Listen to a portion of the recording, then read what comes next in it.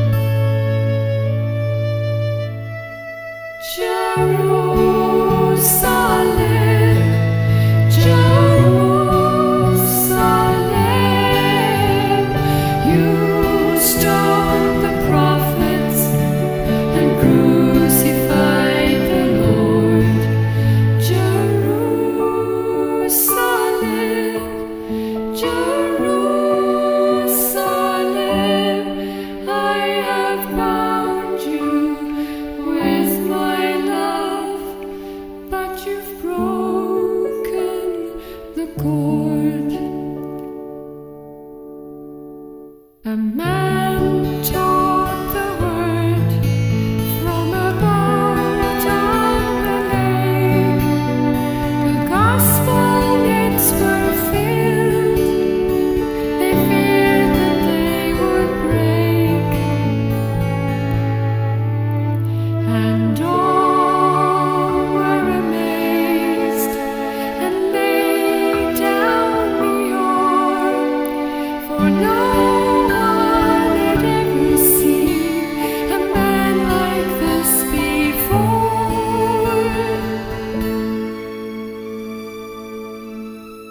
Jerusalem,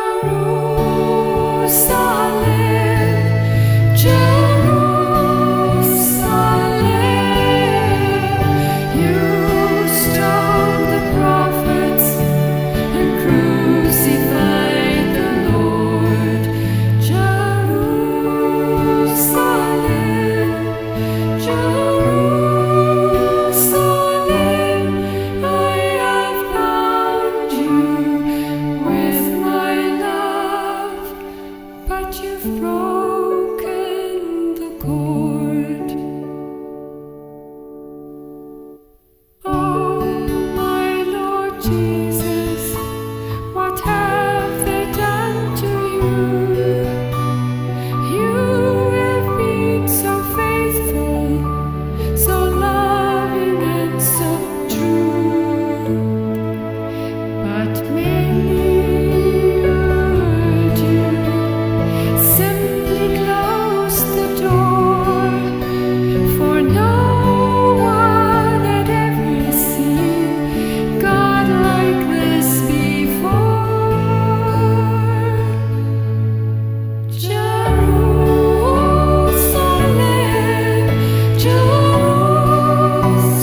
Jerusalem, you stoned the prophets and crucified the Lord. Jerusalem, Jerusalem,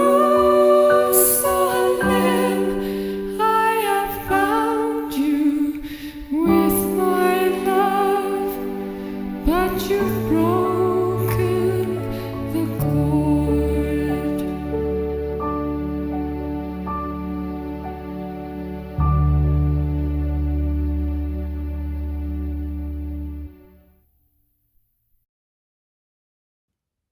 Eu intitulei esta série sobre Hebreus como Substância e Sombra.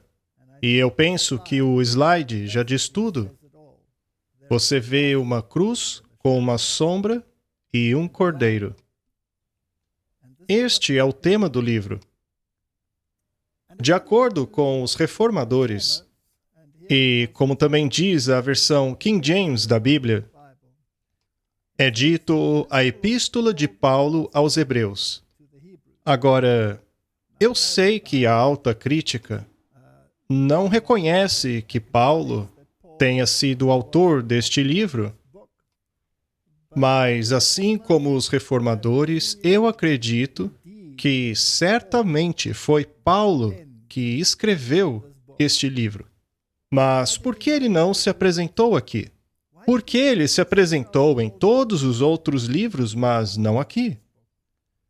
É porque, essencialmente, este livro é sobre Jesus Cristo. Ele é a substância de todas as sombras. Como iniciar um livro desta magnitude, que une o Antigo Testamento ao Novo Testamento, escrevendo o seu nome no início? Portanto, eu acho muito conveniente que ele tenha aberto mão de colocar o seu nome como autor. Ao lermos este livro em seu primeiro capítulo, vemos que ele tem apenas 14 versos. Ainda assim, ele é absolutamente cheio de informação. Ele identifica o Filho, Jesus Cristo, como o Criador. Ele então o identifica como o Salvador, e depois como o governante, e então como o próprio Deus, e depois como eterno, e finalmente como o Senhor Jeová. Portanto, basicamente, ele está nos dizendo quem é Jesus.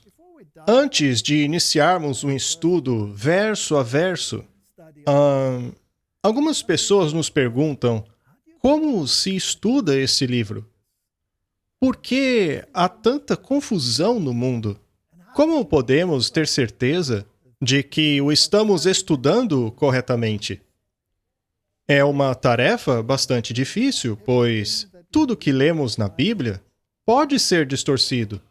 Eu já me deparei com muitas pessoas que se tornaram especialistas em distorcer a palavra de Deus. Então, devemos estudá-lo com oração.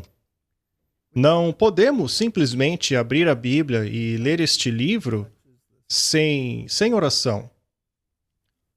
Precisamos pedir a Deus que nos revele qual é a substância do verso que estamos estudando.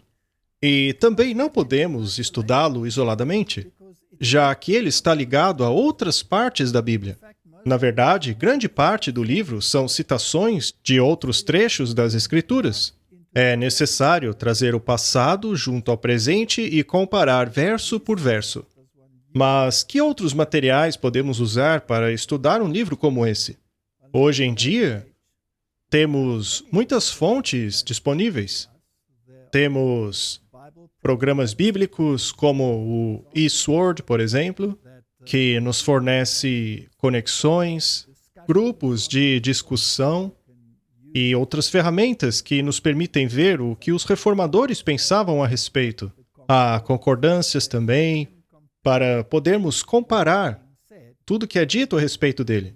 Principalmente o que os reformadores, aqueles confiáveis homens de Deus do passado, disseram a respeito deste livro.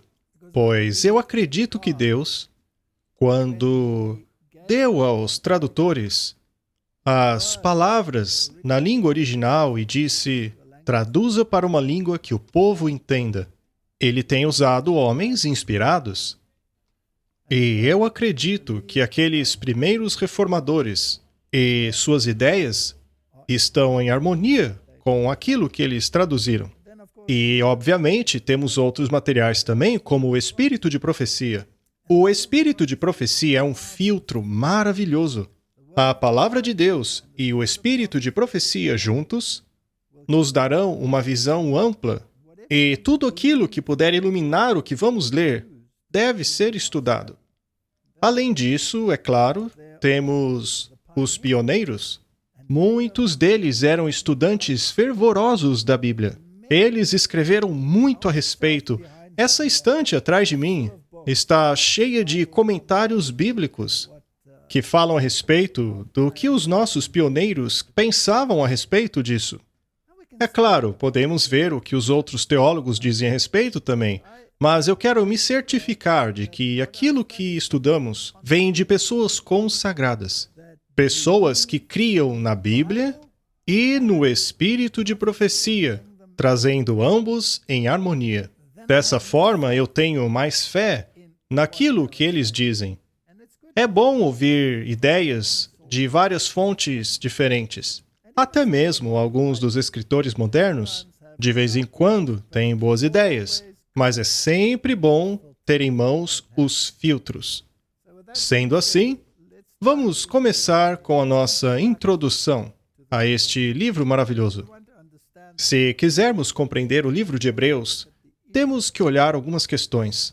Questões que foram prevalentes no tempo em que o livro foi escrito. Mas que questões exatamente foram essas? O Novo Testamento trouxe o cumprimento de tradições e tipos do Antigo Testamento. Era necessário explicar que a sombra havia sido substituída pela substância. Então, se não compreendermos a questão da sombra e da substância, jamais compreenderemos o livro de Hebreus. Na verdade, não compreenderemos o Antigo Testamento, pois a Bíblia diz que o Antigo Testamento testifica de Jesus Cristo. E se não enxergamos Jesus em cada aspecto do Antigo Testamento, não compreenderemos o cumprimento do grande tipo e antítipo, Jesus Cristo. Portanto, algumas questões relacionadas à fé dos judeus no tempo de Cristo são encontrados nos alertas que a Bíblia dá em relação a estes assuntos. Por exemplo, em Mateus 15, verso 1, nós lemos: Então alguns fariseus e mestres da lei, vindo de Jerusalém, foram a Jesus perguntando: Por que os seus discípulos transgridem a tradição dos líderes religiosos? Pois não lavam as mãos antes de comer. E Jesus respondeu: Por que vocês transgridem o mandamento de Deus por causa da tradição de vocês? Havia um conflito de tradições, pois os fariseus e escribas haviam criado tradições que, de acordo com as Escrituras, eram contrárias à palavra de Deus. Esta questão deve ser esclarecida. Agora, não era apenas os escribas e os fariseus. Os escribas e fariseus eram aclamados pelo povo daquela época. Portanto, as suas tradições eram observadas por todo o povo. Assim, a mentalidade de toda a comunidade deveria ser mudada. A Bíblia nos alerta a respeito deste conflito de tradições. Em Colossenses, capítulo 2, verso 8, lemos o seguinte: Tenham cuidado para que ninguém os escravize a filosofias vãs e enganosas, que se fundamentam nas tradições humanas, nos princípios elementares deste mundo e não em Cristo, pois nele habita corporalmente toda a plenitude da divindade. Desta forma, havia um sério risco de que as tradições pudessem apagar a própria essência das Escrituras, ou seja, o próprio Jesus. Afinal, são as Escrituras que testificam de Jesus. Aquele em que habita corporalmente toda a plenitude da divindade. E agora, a partir do verso 20, vemos: Se, pois, estáis mortos com Cristo quanto aos rudimentos deste mundo, por que vos carregam ainda de ordenanças, como se vivesseis no mundo, tais como: não toques, não proves, não manuseis, as quais todas perecem pelo uso, segundo os preceitos e doutrinas dos homens? A Bíblia é muito clara. A humanidade, e especificamente aqui os judeus, possuíam a tendência de substituir a verdadeira adoração por uma forma humana de adoração. Portanto, é um conflito entre a vontade divina e a vontade humana. E é com isto em mente que devemos ler o livro de Hebreus. Como a sombra deve ser substituída pela substância. Em 2 Timóteo, capítulo 2, lemos: Continue a lembrar estas coisas a todos, advertindo solenemente diante de Deus, para que não se envolvam em discussões acerca de palavras. Isso não traz proveito, serve apenas para perverter os ouvintes. Procure apresentar-se a Deus aprovado, como obreiro que não tem do que se envergonhar e que maneja corretamente a palavra da verdade. Evite as conversas inúteis e profanas, pois os que se dão a isso prosseguem cada vez mais para a impiedade. Não dê ouvidos a fábulas judaicas, nem a mandamentos de homens que rejeitam a verdade. Afinal, qual era o problema aqui? Por que a Bíblia é tão clara, tão direta contra os mandamentos de homens, assim como as fábulas associadas a eles? Bem, para saber, temos que voltar no tempo. E isto também se aplica a nós hoje, não apenas naquele tempo. Nós veremos agora informações encontradas nos escritos judaicos chamado de Talmud. Mas o que era o Talmud? O Talmud é um compêndio de grandes dizeres dos professores judaicos que cobrem muitos séculos. O Talmud começou logo após o retorno do cativeiro babilônico, ainda muitos séculos antes de Cristo. O Talmud consiste no seguinte: veja, muitos desses dizeres dos grandes professores judaicos eram transmitidos oralmente, eles não eram escritos. Então, havia todos esses dizeres dos rabis, não apenas durante o cativeiro babilônico, mas também depois. E, eventualmente, estes dizeres foram escritos e, ao longo do tempo, foram se acrescentando mais. Estes ensinos acabaram suplantando as instruções da Bíblia. Ou seja, o povo passou a viver de acordo com estes dizeres, ensinamentos oriundos de homens e não da inspiração divina. O Talmud possui alguns componentes, como, por exemplo, a Mishnah. A Mishnah é um comentário a respeito do Antigo Testamento, com cerca de 5.000 Mishnayot, ou tradições. Este, então, é um livro que possui comentários com cerca de 5.000 dizeres. Eles se tornaram a norma e o padrão. E então temos a Gemara, que é um comentário da Mishnah, contendo milhares de leis, ilustrações e alegorias. Estas tradições orais tornaram-se praticamente a base da religião judaica. E foi contra estas tradições que Cristo se levantou. Jesus as ignorava. Nem todos estes dizeres são ruins, mas alguns deles são diretamente contrários à palavra de Deus. Basicamente, existem 2 Talmuds. Vamos ver isso para entender o pano de fundo e descobrir por que a Bíblia é tão enfática quando se manifesta contra estas tradições. Temos o Talmud Jerusalmi, que é o Talmud de Jerusalém, e o Talmud Bovel, que é o Talmud babilônico. Ele é chamado assim porque os seus dizeres derivam das tradições orais ditas pelos professores que viveram em Babilônia. Mais tarde, eles foram escritos e chamados de Talmud babilônico. Já os dizeres dos professores em Jerusalém foram registrados no Talmud Jerusalmi, que é o Talmud de Jerusalém. Portanto, são dizeres derivados de professores que viveram na Babilônia e em Jerusalém.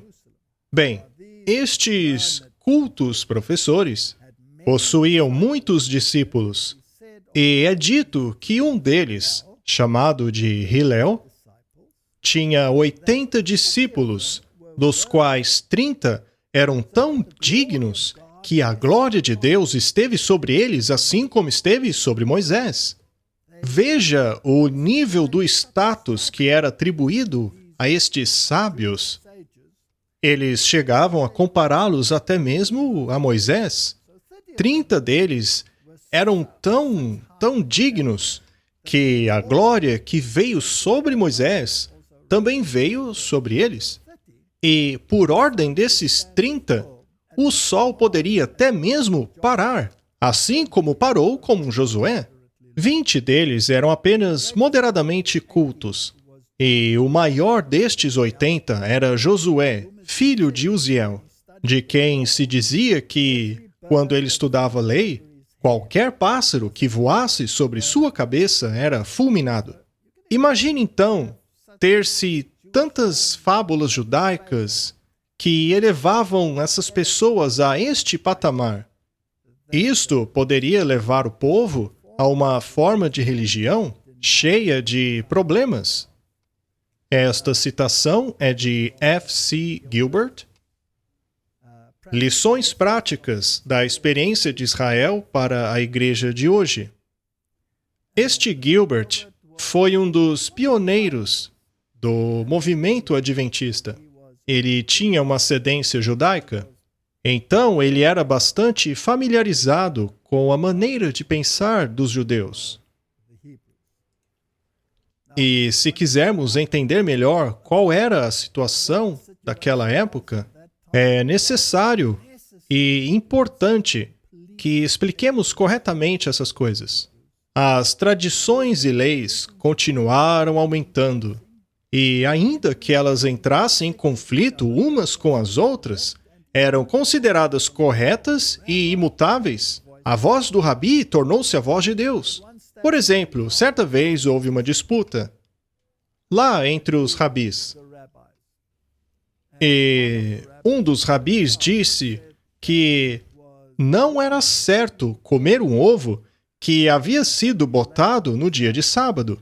Já um outro rabi disse, não é errado comer um ovo que foi botado no dia de sábado. Bem, essas duas leis estão no Talmud.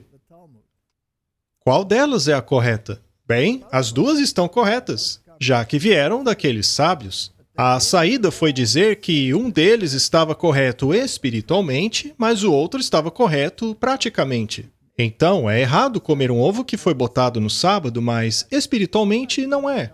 Imagine a confusão. Mais alguns exemplos do Talmud. Assim como um homem é ordenado honrar e temer seu pai, ele é obrigado a honrar e temer o seu rabi ainda mais que o seu pai. Lembre-se que Jesus disse que eles quebravam os mandamentos de Deus por causa de suas tradições, e este é um exemplo. E existem mais. Se o seu pai e o seu rabi estiverem carregando uma carga, ele deve primeiro ajudar o seu rabi e depois o seu pai. E aqui embaixo ele diz, não há honra maior do que honrar um rabi. Não há temor maior do que o temor do rabi. O homem sábio disse, o temor do rabi é como se fosse o temor de Deus. Perceba o status dos rabis. Se compreendermos isso, podemos compreender também alguns dizeres de Jesus. Podemos compreender qual era a situação naquela época. Vejamos mais uma citação do Talmud. É proibido ao discípulo chamar o seu rabi pelo nome, até mesmo quando este não estiver em sua presença. O discípulo também não deverá retornar um cumprimento da mesma maneira que ele devolve um cumprimento a outros amigos. Pelo contrário, ele deve curvar-se diante do rabi e dizer a ele com reverência e honra que a paz esteja contigo, rabi. Ao compreendermos qual era a mentalidade da época, passamos a nos perguntar como isto se aplica ao nosso tempo. Será que vemos alguns paralelos? Será que estas tradições não se infiltraram até nós nos dias em que vivemos? Meu pastor disse, o meu padre disse. Também temos esses mediadores, esses sábios, que não apenas pensam por nós, mas digerem a palavra de Deus para nós, a fim de nos alimentar com ela. Mas será que Deus quer assim?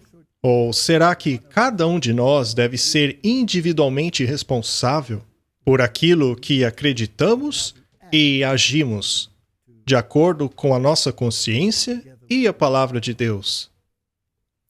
Não é à toa que Jesus disse em Mateus 23, verso 4, eles atam fardos pesados e os colocam sobre os ombros dos homens, mas eles mesmos não estão dispostos a levantar um só dedo para movê-los. Tudo o que fazem é para serem vistos pelos homens. Eles fazem seus filactérios bem largos e as franjas de suas vestes bem longas. Amam o lugar de honra dos banquetes e dos assentos mais importantes nas sinagogas. Gostam de serem saudados nas praças e de serem chamados rabis. Mas vocês não devem ser chamados de rabis, pois somente Cristo é o vosso mestre, e todos vocês são irmãos. A ninguém na terra chamem pai, pois vocês só têm um pai, que é aquele que está nos céus. Você consegue perceber o que Jesus está dizendo aqui? Consegue perceber o conflito? Será que o que acontecia naquela época também acontece hoje em dia? Estamos falando de exaltação eclesiástica. Mas a Bíblia não recomenda isso. Não chame a ninguém de professor, de mestre, e tampouco curve-se a ele. Da mesma maneira, não chame a ninguém de pai espiritual, pois, como o próprio Jesus disse, nós possuímos apenas um Pai, que é aquele que está nos céus. Mas não existem religiões hoje cujos líderes são chamados de Pai ou Padre. Alguns são até mesmo chamados de o Santo Padre. Eles não exigem que sigamos os seus ensinos, ainda que estes sejam contrários à palavra de Deus. Portanto, o mesmo que aconteceu naquele tempo também acontece hoje, nos tempos em que vivemos. Esta é uma questão muito séria. Se você deseja compreender o que Deus quer dizer a você, então estude a palavra de Deus por si mesmo. Por exemplo, eles ensinavam que a lei escrita era como água, ou seja, a palavra de Deus era como água. Já a lei oral, a Mishnah, era como vinho. E a Gemara, aquelas milhares de leis que não têm nada a ver com a Bíblia, era como vinho picante. O Rabi Judá, filho de Tamai, disse o seguinte: aos 5 anos, uma criança deve estudar a Bíblia, aos 10, a Mishnah, e aos 15, a Gemara. Isso é uma arrogância tão grande que chega a ser inacreditável. Ou seja, a Bíblia é para criancinhas, quase para bebês de colo. Mas a Mishnah e a Gemara, isto sim é conhecimento de sábios. E ainda tem mais, veja. Ainda que eles lhe digam que a sua mão direita é a esquerda e que a esquerda é a direita, você deve acreditar. Isto vem diretamente do Talmud. Mas será que esta mentalidade se encontra em certas organizações hoje? Veja, por exemplo, a Ordem dos Jesuítas. Se algo for de cor negra, mas o general deles disser que é branca, eles são ordenados a acreditarem. Até mesmo se Deus lhes desse um cachorro como general, eles não deveriam em momento algum hesitar em obedecê-lo. Portanto, hoje, em nosso mundo, acontece a mesma coisa que aconteceu na época de Jesus. Nada mudou. A palavra dos eclesiásticos deve ser compreendida como se fosse a própria palavra de Deus, quando, muitas vezes, contraria diretamente a palavra de Deus. Há ainda uma outra questão muito importante, e isto é central no livro de Hebreus. É a comparação entre o ritualismo e a verdadeira adoração. É verdade que o Antigo Testamento possui muitos rituais. Seriam aqueles rituais errados? Não. Quando corretamente compreendidos, aqueles rituais nos levam ao entendimento perfeito do plano da salvação. Mas se aplicados erroneamente, se transformarmos o ritual na substância, então acabamos ignorando a substância para a qual o ritual deveria nos apontar. Se os rituais nos conduzirem a ensinos de homens, então está tudo errado. É por isso que o livro de Hebreus é importante, não apenas para a época na qual foi escrito. Nós chamamos de exegese a compreensão de entender o texto no contexto em que foi escrito. Ainda assim, não podemos ignorar o tipo e o antítipo, pois ao aplicarmos a tipologia à exegese, aquilo que se aplica ao passado torna-se relevante ao presente. É assim que isto que foi escrito para o passado também foi escrito para nossa admoestação. Dito isso, vamos dar uma olhada nos exemplos apresentados pela Bíblia do embate entre o ritualismo e a verdadeira adoração. Em Marcos 7, verso 9, nós lemos: "E disse-lhes: Vocês estão bem encontrando uma boa maneira de colocar de lado os mandamentos de Deus, a fim de obedecerem às suas tradições." Portanto, havia conflito entre o folclore, a tradição e a fé. A sua fé se baseia em quê? É baseada em um ritual? Uma liturgia? Ou é baseada na substância? Um exemplo apresentado pela Bíblia é o de Jesus, ao curar um paralítico à beira do tanque de Betesda.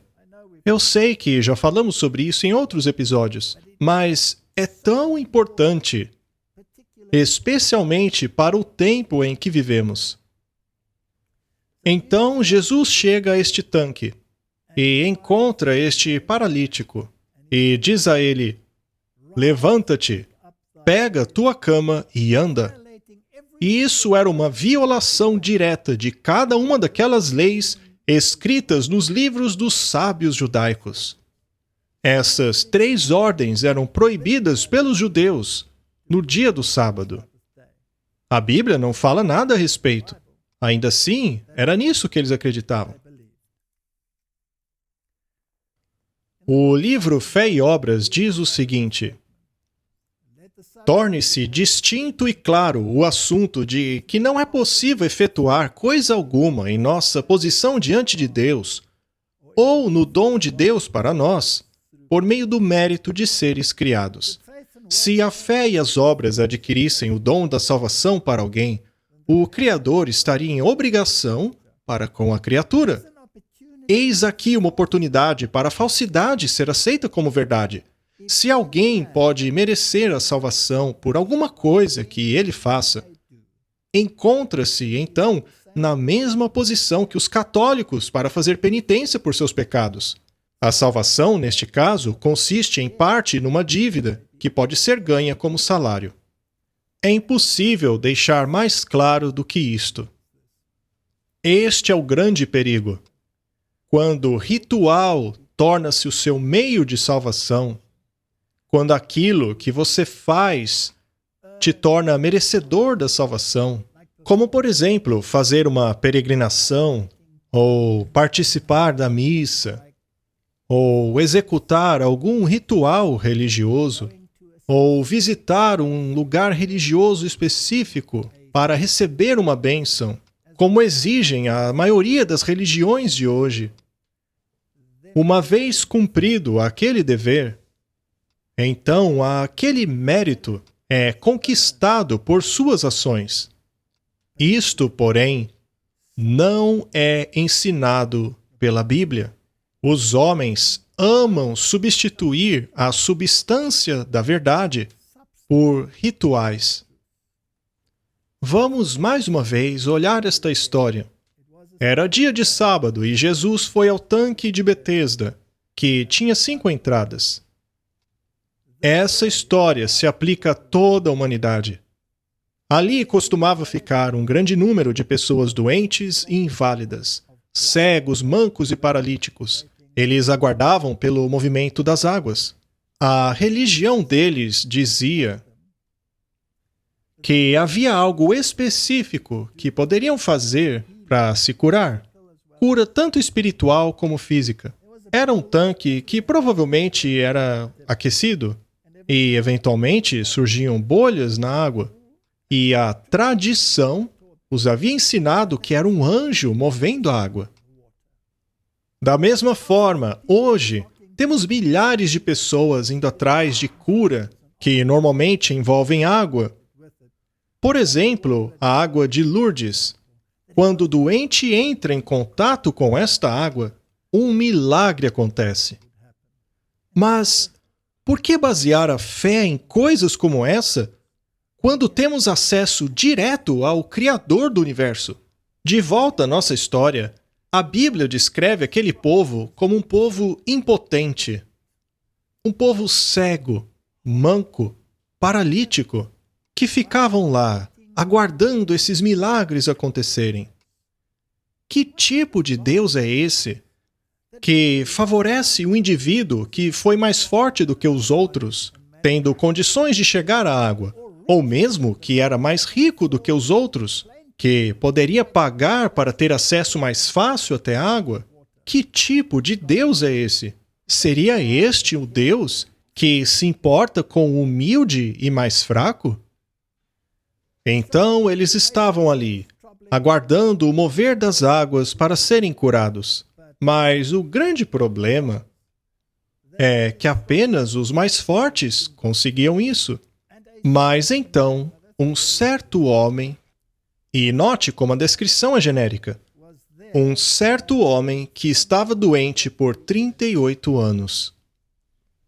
Este período de 38 anos é uma referência ao tempo em que os hebreus tiveram que ficar no deserto. Após caminharem por 2 anos no deserto, estavam prestes a entrar na Terra Prometida, quando os espiões trouxeram um mau relatório, ou seja, um relatório que contradizia a promessa de Deus. Eles então foram mandados de volta para o deserto por mais 38 anos, dando um total de 40 anos. Durante aquele período, eles basicamente eram impotentes, cegos, mancos e aleijados. Isso provou-se vez após vez. Isso era uma referência à nação judaica, uma referência escondida em uma alegoria, se você preferir assim. Aqueles 38 anos faziam referência a uma nação que não confiava nas promessas de Deus. E quando Jesus o viu deitado ali, sabendo que ele estava muito tempo daquela maneira, ele perguntou: "Queres tu ser curado?" Qual era a exigência? Deveria o homem entrar na água? Deveria ele fazer algum ritual? Será que Jesus apoiava a tradição? Claro que não. A única coisa exigida é que ele olhasse com fé para aquele homem diante dele. O homem impotente respondeu: "Senhor, eu não tenho ninguém."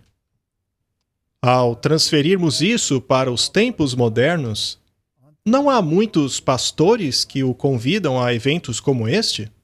Não há líderes hoje que fazem grandes performances, que fazem cair até mesmo fogo do céu? Ainda assim, a humanidade se encontra num estado miserável. Ela continua impotente. E é verdade que, assim como aquele homem, ao insistir em seguir esses rituais, a humanidade pode dizer: "Senhor, eu não tenho ninguém. Ninguém que me ajude a entrar na água quando ela é agitada. Quando eu tento entrar, outro já chega antes de mim."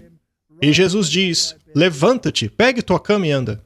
Abandone essas tradições que não te levam a lugar algum. Esses rituais baseados em conjecturas humanas de pessoas que não têm conexão alguma com a palavra de Deus.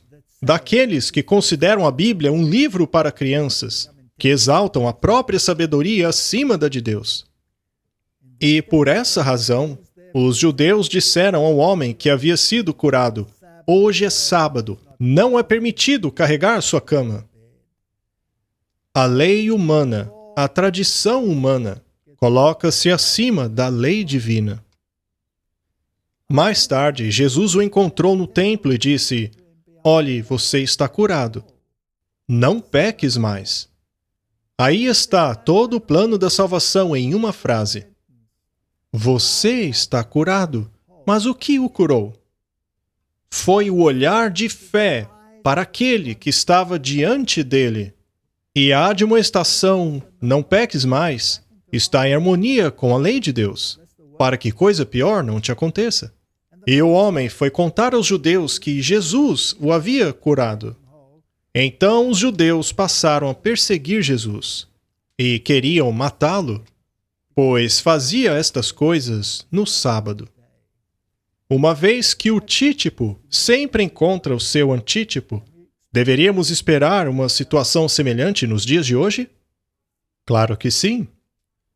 Eu acho inevitável, uma vez que nossa mentalidade não é diferente daquela do tempo de Jesus.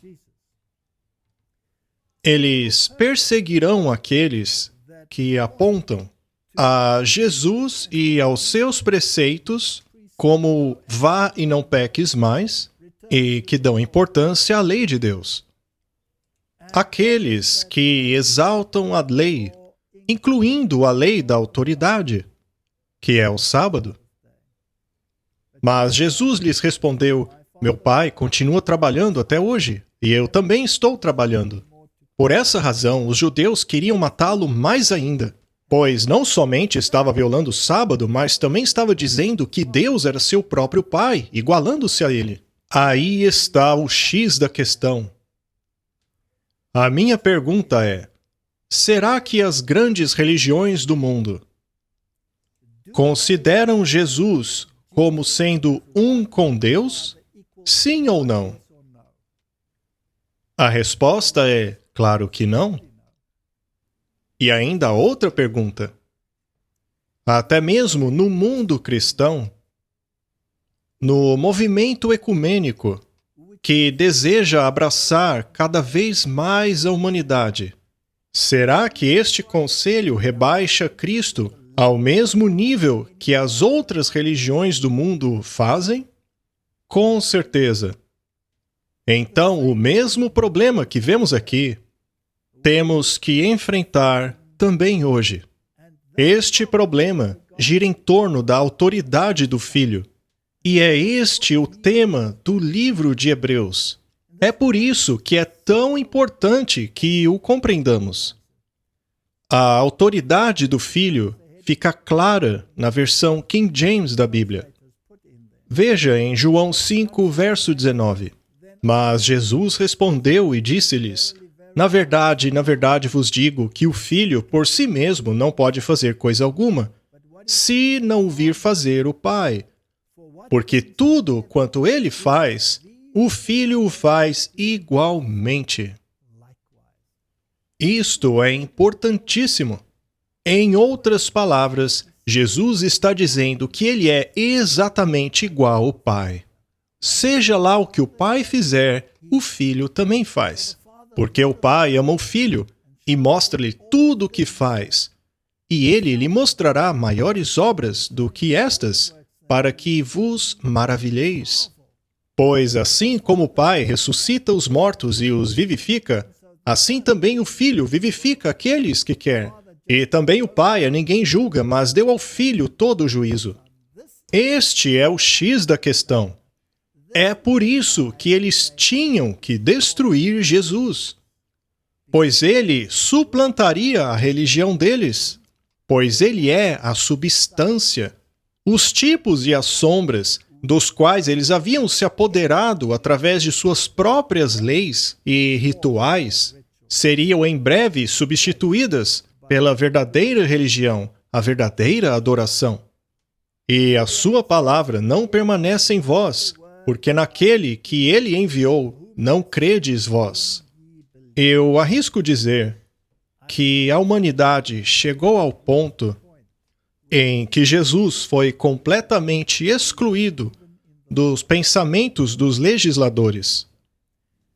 Na verdade, eu vou mais além. Eu diria que até mesmo da mente dos eclesiásticos. Jesus tem sido substituído pelas virtudes sociais, que são ditadas por outra fonte. Se não colocarmos Jesus de volta no centro, e é este o tema do livro de Hebreus, então nada faz sentido. Vocês estudam as Escrituras porque pensam que nelas está a vida eterna e são elas que testemunham de mim. Se não encontrarmos o coração da questão, nada fará sentido. Milhões de pessoas correm rumo ao precipício guiados por guias cegos, que pensam que suas tradições e interpretações são mais importantes do que a das Escrituras. E não quereis vir a mim para terdes vida. Isso se aplica para os dias de hoje? Quantas pessoas buscam a solução em Jesus Cristo? Não. Elas buscam a solução em qualquer tipo de regra que possam encontrar. Mas a solução não está aí.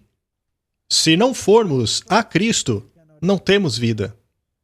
Eu não recebo glória dos homens, mas bem vos conheço, que não tendes em vós o amor de Deus. Eu vim em nome do meu Pai, e não me aceitais. Se outro vier em seu próprio nome, a este sim aceitareis. Este é o X da questão. É sobre isso que trata o livro de Hebreus. A supremacia do Filho, a substância de todas as sombras. Como podeis vós crer, recebendo honra um dos outros, e não buscando a honra que vem só de Deus? Será que nós vemos esta situação hoje? Será que vemos os eclesiásticos do mundo fazendo peregrinações a Roma, por exemplo, para receberem honra uns dos outros, para darem tapinhas nas costas uns dos outros, para falarem de assuntos que são relacionados à chamada doutrina social? Ao mesmo tempo em que a Bíblia diz onde realmente está a solução dos problemas. Não cuideis que eu vos hei de acusar para com o Pai. Há um que vos acusa, Moisés, em que vós esperais. Eles pareciam ser de Deus. Eles professavam crer nas Escrituras. Declaravam crer naquilo que Moisés escreveu, mas eles ritualizaram tudo. Se vós cresseis em Moisés, creríeis em mim, porque de mim ele escreveu.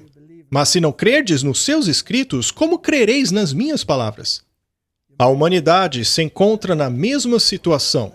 É por isso que é tão importante que cada cristão reserve tempo para estudar com oração a palavra de Deus, para que ela seja internalizada.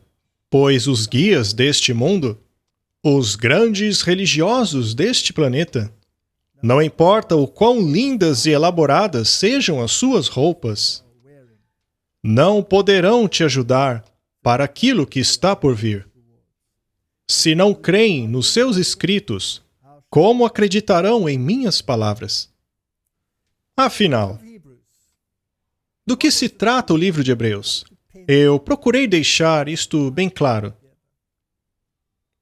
Eu acredito que o livro de Hebreus une o Antigo ao Novo Testamento em um evangelho harmonioso, contando uma linda história da redenção.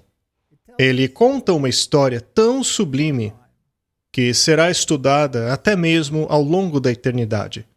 O livro de estudo da humanidade nunca mais será pisoteado ou distorcido pelos caprichos de homens e demônios.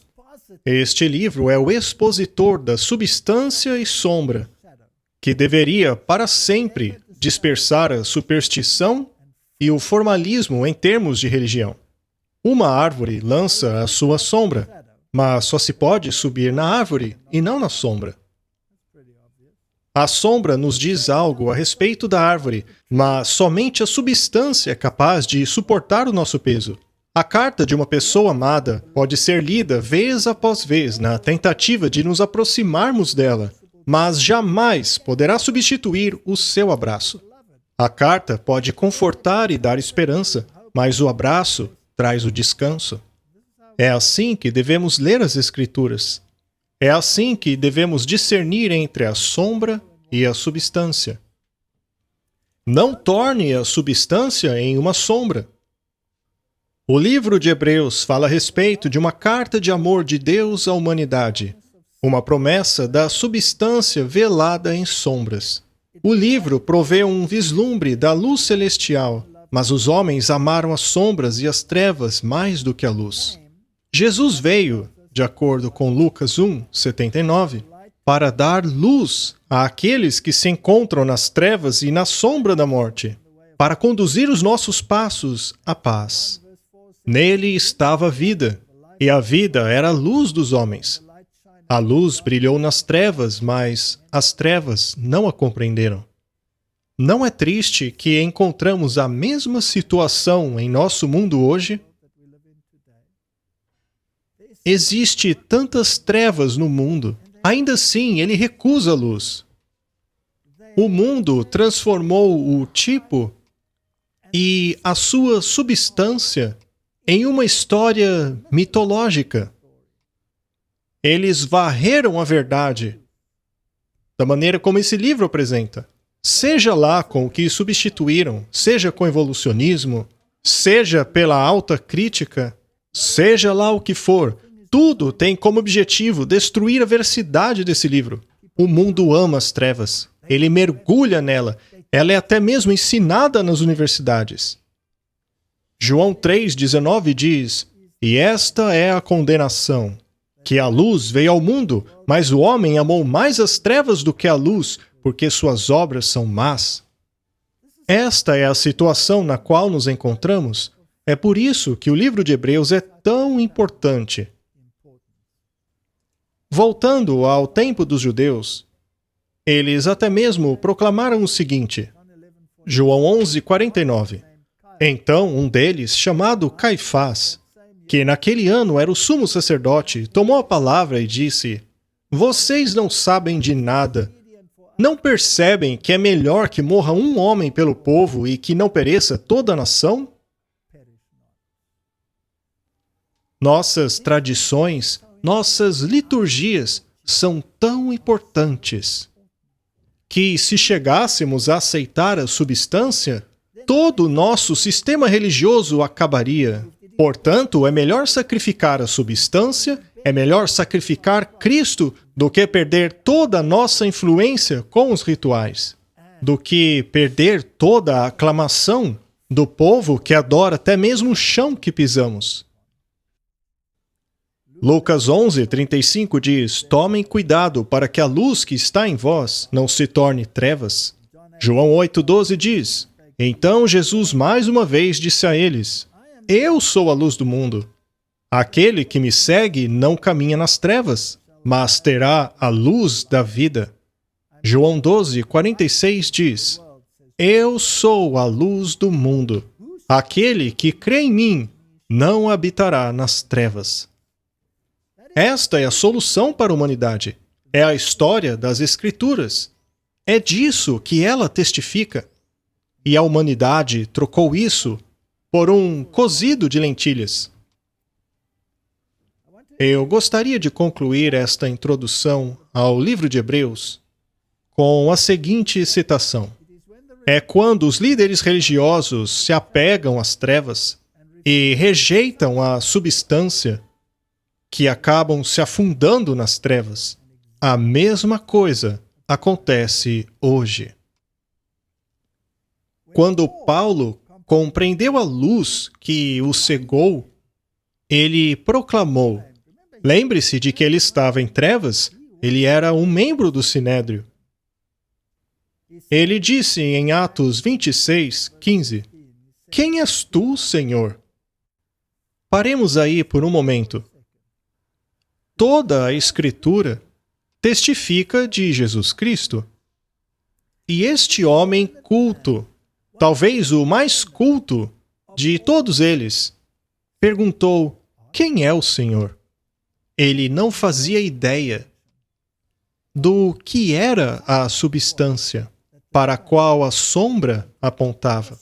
Ele estava tão imerso em trevas que nunca havia compreendido a substância. E quando ele viu essa luz que o cegou, ele perguntou: "Quem é o Senhor?" "Eu sou Jesus, a quem tu persegues.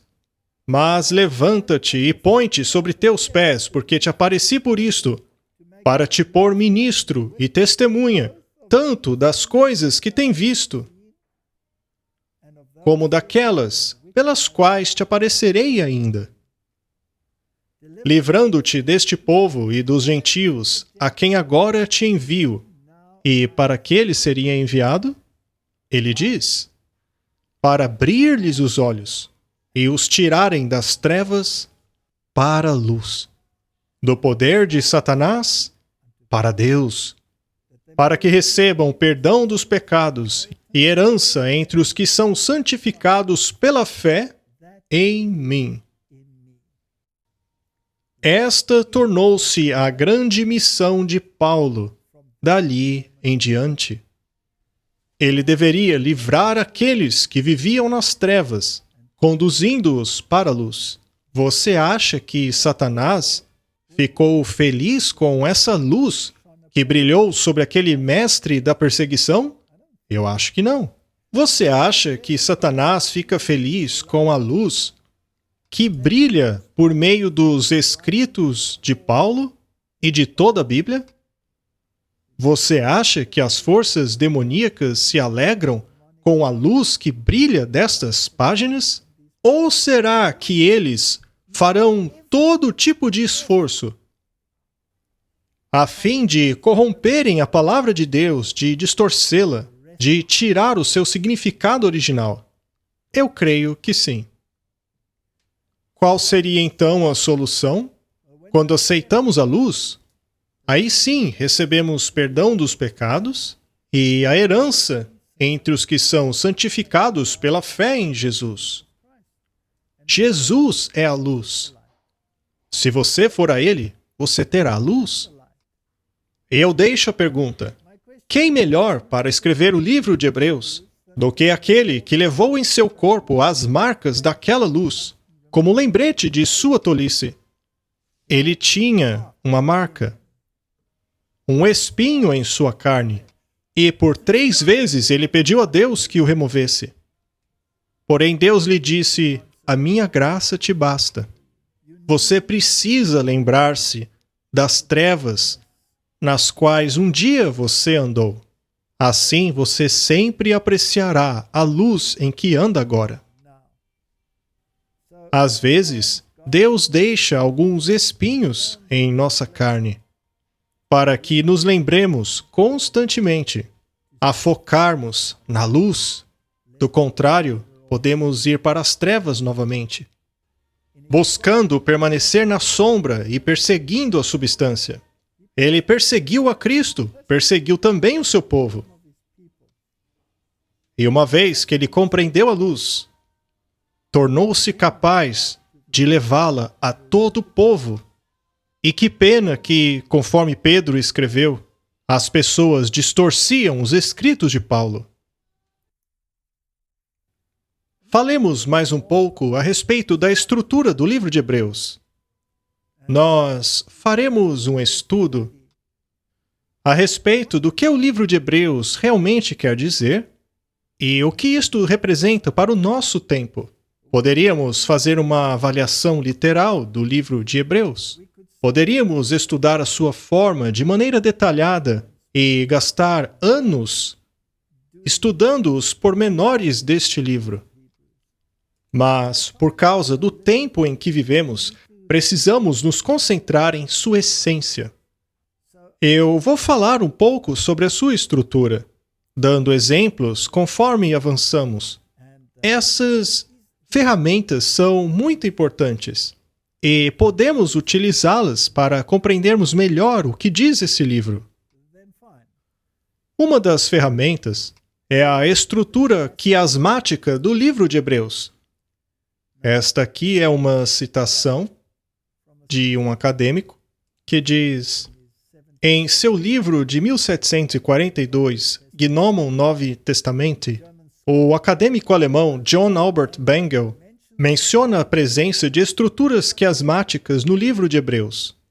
Em sua introdução a este livro, ele diz: o quiasma é tão comum nesta epístola que apenas a observação desta figura contribui muito para a explicação da epístola. O quiasma é um estilo literário muito particular, que exalta um pensamento, colocando-o na posição central. E todo o livro é estruturado em quiasma. Portanto, é uma estrutura que nos revela qual é o centro, qual é a essência que Paulo está tentando nos dar. E existem quiasmas dentro de quiasmas. Todos os capítulos possuem quiasmas. O livro inteiro é de estrutura quiasmática, o que nos leva a outras estruturas também. Poderíamos fazer um estudo apenas a respeito disso. Eu incluí aqui embaixo 2 fontes, nas quais as estruturas quiasmáticas são mencionadas. Elas são, em sua maioria, teses elaboradas em universidades. Vocês podem dar uma olhada e ver lá as estruturas quiasmáticas. E, é claro, existem muitas outras que não são mencionadas ali. Elas podem ser úteis àqueles que gostam de se aprofundar nesse tipo de coisa. Quando analisamos o livro de Hebreus, capítulo a capítulo, eu incluirei um exemplo quiasmático em cada capítulo. Mas eu quero realmente me concentrar na essência. E, sabe, quando voltamos para este período da história no qual Paulo escreveu a sua epístola, podemos pensar que ele estava tentando explicar àquelas pessoas, àqueles hebreus, qual era a substância daquelas sombras e o porquê era tão importante que aceitassem a substância para que não permanecessem nas sombras. O que fizeram a Jesus? O crucificaram. É algo realmente impressionante que, mesmo com o exemplo que ele deu, a vida que ele viveu, terem chegado ao ponto de crucificá-lo. Este é o modo de agir da humanidade. Que Deus nos guarde de permanecermos nas sombras, quando poderíamos estar abraçando a substância. Vamos orar. Querido Pai, ao darmos início ao nosso estudo do livro de Hebreus, por favor, dá-nos entendimento para não permanecermos nas sombras. Queremos a substância. Em nome de Jesus. Amém. Obrigado por assistir esse vídeo. Para se inscrever, clique aqui. Quando o sino aparecer, clique novamente para receber notificações. Para assistir ao próximo vídeo, clique aqui. Obrigado.